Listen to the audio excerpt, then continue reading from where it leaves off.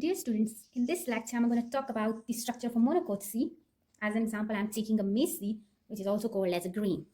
So the grain of a maize is a fruit in which fruit wall, pericarp, seed coat, and testa, everything is fused here. That's why we call it as grain. The maize grain has one side oblong and the other side is broader. The area where embryo is present is lighter in color, so we can easily mark from rest of the seed that the embryo will be present here.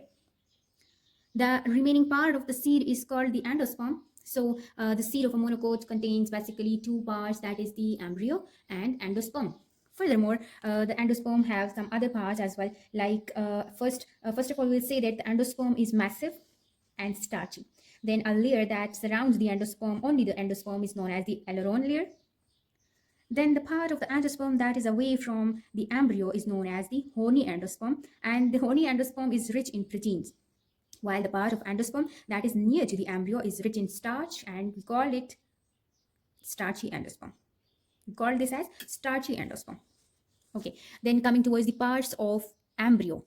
So here the cotyledon is 1 in number and a little bit modified. That's why the terminology which we use for the cotyledon is changed. We call it as scutellum.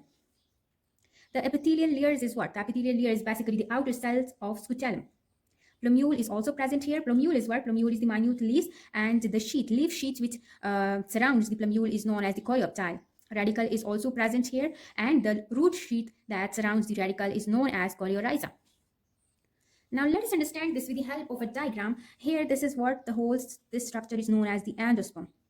Now the dotted area is the horny endosperm, which we already mentioned that this endosperm is away from the embryo.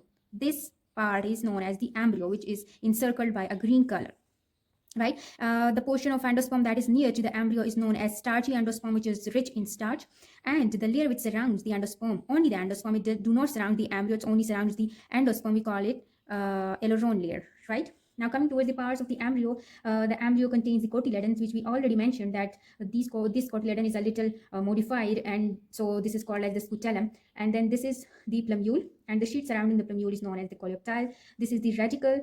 This is known as the root cape, and the sheet surrounding the root cape and the radicle is known as coleorhiza. And this is what? This is the pedicel. Thanks for watching.